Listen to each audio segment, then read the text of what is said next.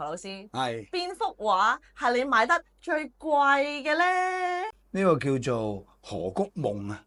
咁啊呢張咧當時啊拍咗樂取價。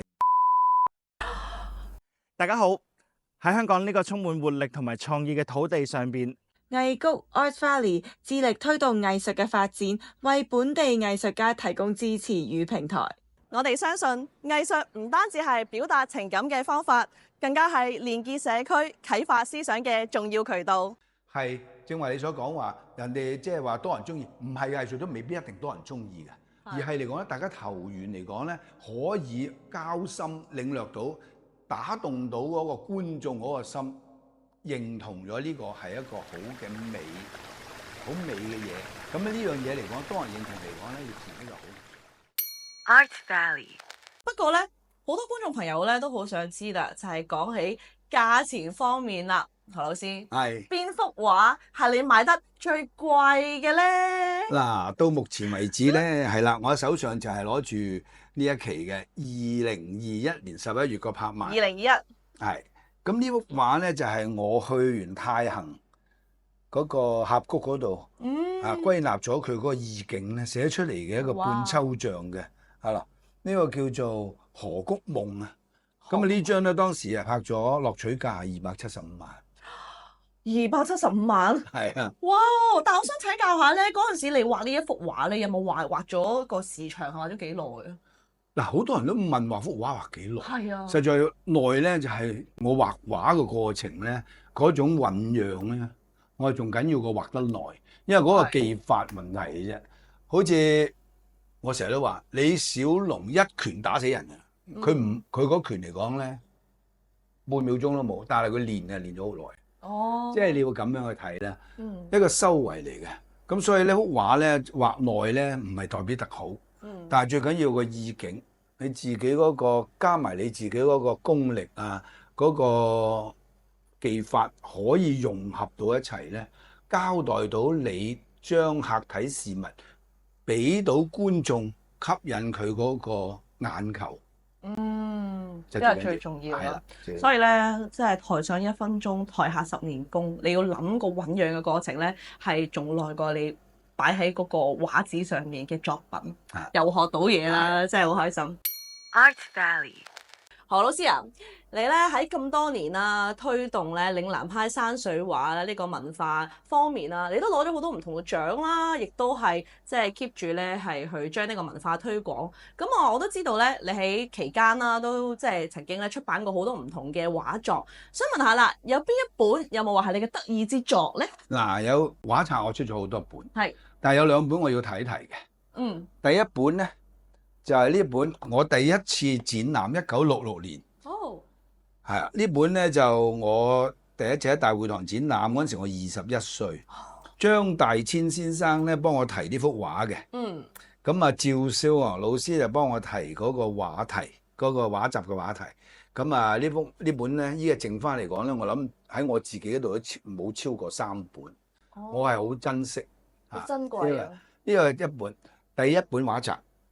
之後咧就係呢本叫做《百里境界》啊，《百里境界》咧就係1994年出嘅。咁啊，嗰本1966何來1994年先第2本？我係撮要提一提呢本咧，就係因為呢本嚟講咧，就我係感激，係多謝我爸爸，佢嚟講咧栽培，因為佢知道我中意畫畫，由細個栽培我咧就揾個好名師俾我，咁咧我就入到嶺南畫派，佢覺得嚟講喺呢個畫派嚟講咧，我覺得冇入錯。咁啊呢本書咧，我希望在我爸爸在生之年咧，就能夠俾佢睇得到。咁啊卒之嚟講咧，我嗰個實現啦。咁咧我就喺呢度嚟講咧，我就特登個後話嗰度咧有提及咧，我俾等係最後咧，我係多謝支持我嘅藝術。30年前寫生嘅伴侶就係我父親啦。因為我爸爸咧何啟元生，佢咧就我每次寫生佢都陪我去。佢年紀都好大㗎啦嗰陣時，因為我係最細嘅仔。咁啊佢咧就中意我畫畫，亦都係好開心睇見我畫畫。咁我認為咧，佢能夠去到活到過100歲咧，我諗佢都因為唔想即係我孤零零畫畫。真係唔想 miss 咗你呢一個嘅時間 Yeah, yeah. 要想繼續陪冇錯伴你冇錯。啊！聽完之後我都覺得好感動啊！冇錯，其實咧有一個最親嘅人嘅陪伴自己咧，去發展自己嘅興趣，真係好難能可貴啊！咁啊，爸爸咧就陪伴咗你咁多年啦，係啊係啊咁啊去到過8歲啦。爸爸之後啊，你嘅伴侶啦，係伴侶對你嘅影響有咪好大咧？哦，佢啊好鼓勵嘅。我嗯，太太啊，係係佢根本嚟講咧，幾乎做咗我學生。哦，佢真係中意藝術。係咁啊，我哋喺嗰啲即係我上嗰啲畫班嘅場合嚟講咧，佢又可以出現嘅。咁啊，當然啦，唔係我就冇收到佢做學生啦。但係因為收認真學習咗學生咧，就變咗少咗個機會啊嘛。哦，即係師生戀唔好變咗師生戀嘅。咁啊，咁佢咧就咁佢又好忙嘅。咁啊忙咧，我就通常都好選擇，因為你忙咧，你冇話只學到畫嘅。你又可以學欣賞畫。咁我哋不如嚟講，你跟我去睇畫咯，咁樣中意畫嚟講，咪欣賞下我啲畫咯咁。咁啊欣賞個畫之後，你欣賞埋個人咯。哦，咦？咁呢個其實係一個追求過程咯。由一開始佢陪你去睇畫，之後慢慢欣賞到你嘅內涵，經過你嘅畫欣賞到你嘅內涵。不過佢喺個學畫畫嘅過程咧，佢都有好多提點嘅。哦，因為佢係叫做冷眼啊。因為我哋有陣時嚟講咧，中國畫嚟講咧就大筆一揮嚟講咧，揮下嚟講咧就唔知自己去咗邊噶嘛。有時即係變咗佢嚟講咧，個冷眼嚟講咧，佢有美感嗰方面嚟講咧，可以提一提點咧，喺個製作嗰方面咧都有裨益嘅。哦，但係你會唔會有時覺得畫緊嘅時候，即係隔離有人提點，好似男士係咁㗎嘛？佢唔會嘅。唔好阻住我，唔好嘈住我，即係嗰啲。佢唔會，佢唔會。因為係點解咧？因為佢唔會喺嗰陣時就 stop 我嘅。哦，因為完咗之後咧，我就檢討呢度如果咁就好啦，應該可以咁樣咧都咩？咁啊會唔會咩唔知？大家去一個研究咁佢都有佢嘅眼光獨到嘅。實在非常之浪漫啊！呢個咧就係神仙眷侶就係咁樣噶啦，互相提點、互相學習、互相進步。仲有啊，因為點解咧？佢係我嘅經理人啊嘛。哦，係喎，係喎，係喎。好重要㗎，因為佢話呢張畫嚟講，個經理人都唔接受，咁我畫嚟咩問咗咩啊？即係講笑啊！係啊，頭先咧，我哋咧即係喺閒談之間咧，即係何太咧都係。即係何生咧，所有嘅畫作啊都記得晒啊，賣幾多錢又記得晒啊！哇！所以咧呢一個有人生，除咗爸爸之外，有一個好嘅伴侶。何生你真係好幸運啊，一個幸運嘅藝術家。幸運加幸福啦。係啊，哦。好，第二部分完啦。好。275萬，你真係佔咗大半。係啊，你2/3㗎啦。佢佔晒啊！佔晒。我根本唔理嘅，我都唔知道。因為 Art Valley。好，咁何老師頭先咧就講咗啦，即係你爸爸同你嘅關係啦，又講咗你同你伴侶嘅關係。而家不如講下啦，爸爸嗰陣時咧咁樣去陪你去畫畫啦。而家你有個仔仔阿何景南先生，你又有冇去刻意想栽培佢成為嶺南派嘅畫家，定係你都想佢自由發展？不如講下你嘅經歷啊！嗱呢個咧就說嚟話長啦。我就一向嚟講咧，實際我爸爸咧有栽培我，但係佢因為我性近，所以佢揾個老師教我啫。咁我仔仔梗係啦，喺我由喺屋企同學生上堂，咁嗰陣時好細個，佢就梗係必定咧喺個畫台側邊嚟講啊，搞呢搞路，搞下啲顏色啊，搞下個磨撥啊咁樣。咁嗱。一般嚟講咧就好奇怪，有啲人咧，唔好搞，我上堂啊！但我冇咗飲佢搞。咁我啲同學，我啲學生都好錫佢嘅。咁啊，佢就搞咁啊，喺咁嘅情況之下咧，喺耳濡目染嘅嗰個環境咧，咁佢咧就聽啊睇啊，咁佢都知道嚟講咧藝術，即係我哋中國畫嘅情況，嗰個用所有嘅嘢，佢都了解嘅。咁啊，到佢讀書啦。咁當然我完全冇鼓勵過佢做藝術家，完全冇，因為但係咧我就有一樣嘢啫，我認為就算我喺佢面前啲學生面前，我話你哋嚟學畫，你唔好諗住做藝術家，諗做藝術家係一個失敗嘅思想嚟。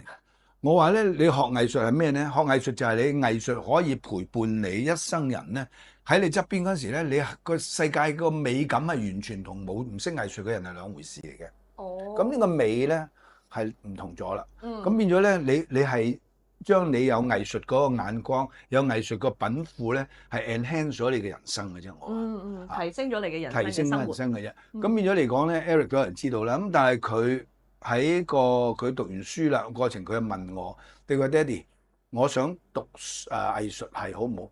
我哋中意咪去讀咯。我話你難得你中意啊，唔係我逼你啊。我話 Art Valley 一個人咧，如果唔係 base on 嘅興趣，即係向往嘅興趣嗰方面去做你自己以後嘅嘢咧，你係做唔到成功嘅。如果唔成功到咩？而興趣越大，佢成功嘅機會就係越高。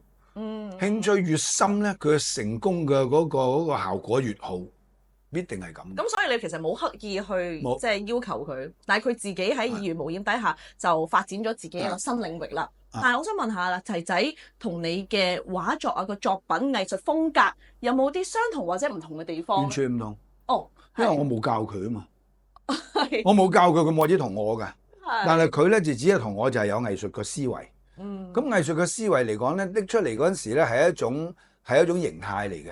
呢種形態咧就係透過練習嚟講得到個技法。咁咧佢咧就讀書嗰陣，我話你咪去讀藝術系咯。藝術系就乜都有嘅，即係由素描開始到乜有攝影乜都有嘅。咁佢樣樣嘢咁我都話，我成日同人講話我個仔好學歷過我好多啊。我話咁啊 anyway。咁啊，最後嚟講咧，佢選擇翻水墨畫咧，就係佢喺 York University，即係加拿大翻嚟咧，藝術系畢業之後翻嚟嚟講咧，香港咧，佢係中意翻，佢認為咧自己都係東方人咧，對呢方面嗰個發揮應該係比較好嘅。咁啊喺而家水墨嚟講咧，香港好流行啦。咁佢嚟講咧就樣樣都識嘅，油畫又識，水粉又識，水彩又識，乜都識。變咗佢咧就喺水墨嗰度嘅發揮咧，加上佢喺構圖嗰方面咧，嗰個西方個技法咧，咁啊產生咗另外一個視覺效果。嗰個幾何嘅形式嘅嗰個構建，同埋佢顏色嗰個繽紛咧，係獨樹一幟嘅都。有佢自己個人嘅風格，即係咁樣嚟講，有個人風格咧都唔易嘅。咁我都想了解咧，因為喺即係前2年啦，你哋喺有綜藝有做過畫展，咁你哋兩個咧係有一個共同創作嘅作品嘅。點解嗰陣時會有一個意念，同埋即係你覺得其實喺嗰個作品入邊，即係你嘅佔嘅部分有幾多？你仔仔佔嘅部分有幾多？同埋點樣可以令到佢交融到成為一個吸睛嘅作品咧？好奇怪啦！呢樣嘢又係一個好好嘅問題啊！你去個綜藝嗰度就睇到呢個情況。嗰個系列咧就叫做南山百里洲。咁點解個名咁長咧？一定要，因為咧個山咧山水畫咧係何紀南，即係我個仔畫嘅。咁叫南山啦。南山山字頭一個峰字，山住頂一個峰字嗰個南，何紀南就用個南嘅。咁百里洲，因為佢畫完山水之後咧，就我加啲船仔落去。咁點樣產生呢一個系列咧？就係有一日咧，佢話爹哋，我試下揾我嘅方式嚟畫啲山水都好，我哋畫咯，試下啦咁樣。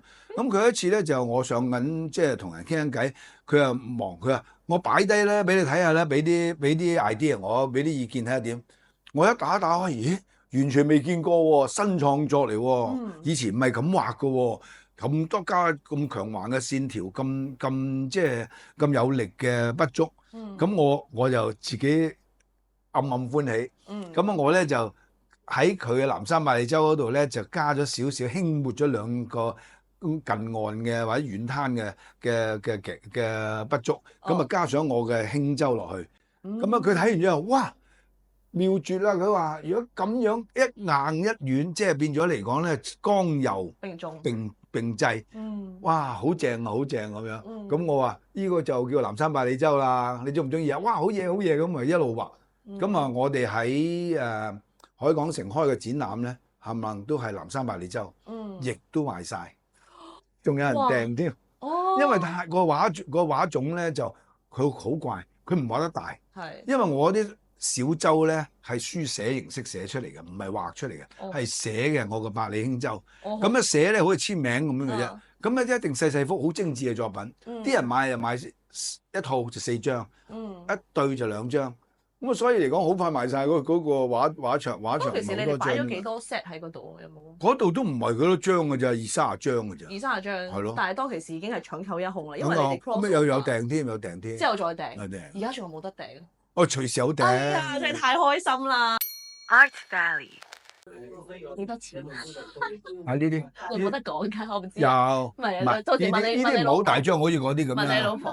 係幾萬張啫。哦，喂，咁嘅就要推廣啦，繼續。係啊，係啊。呢啲好多人中意藏，因為咧擺老師一張就比較貴啲嘅。啊啊咁佢合作咧，依家通常係會有少少價錢係會即係調翻低少少，係因為呢個係慣性咁樣樣啦。咁就變咗。因為換味啲啊，大家一齊合。因為我嘅畫咧冇低過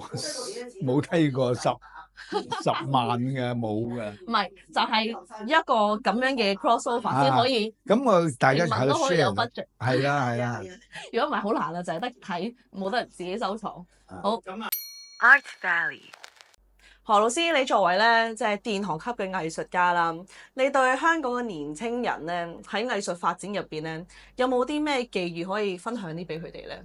試下啦。嗱咁講啦，咁我就叫做依家興講嘅叫水墨啊。係。我就一路叫中國畫嘅。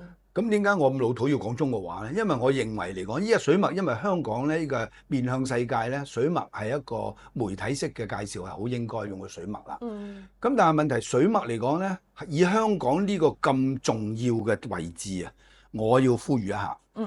因為香港呢個地方好易咧，你畫水墨咧，會俾西方咧係融合咗你之後咧，你冇咗自己嘅腳步啊。你企唔穩腳嘅。因為你而家中西合璧啊嘛，嶺南畫派嚟講，中西合璧嚟講咧，佢好企穩咧，好腳步。係。但係依家嚟講咧，我眼見到咧，新一代嚟講咧，就可能佢哋喺基礎嗰方面咧，冇咁多時間去做啊。係。咁啊，淨係做表面性嘅功夫多啦。咁我認為呢樣嘢咧，我哋要偏向去做多啲實質啲嘅工作，體會多啲前人啊各方面嚟講，我哋中國本身嘅精神內涵喺邊度？咁樣咧，你喺香港咧。尤其是喺香港呢個地方咧，你係好易發揮到。你如果腳踏實地，亦都有一個東方精神，亦都有水墨嘅一種新向咧。咁咧呢個嚟講咧，我係希望新嘅一代嘅水墨嘅藝術家咧，就朝向呢個方面去做多啲創作啦。咁所以咧喺中國嘅畫入邊咧，佢有佢嗰個內涵喺度。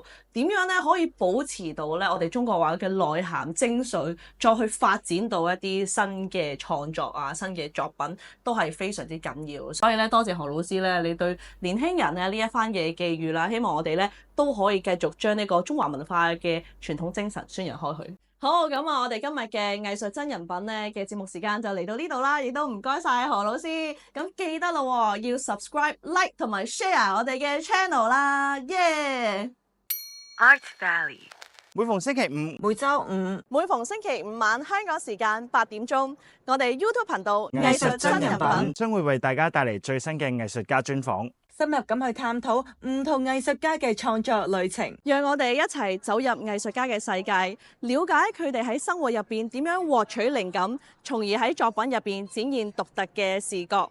我哋希望喺呢啲對話裏邊啟發到大家對藝術嘅熱愛同埋思考。Art Valley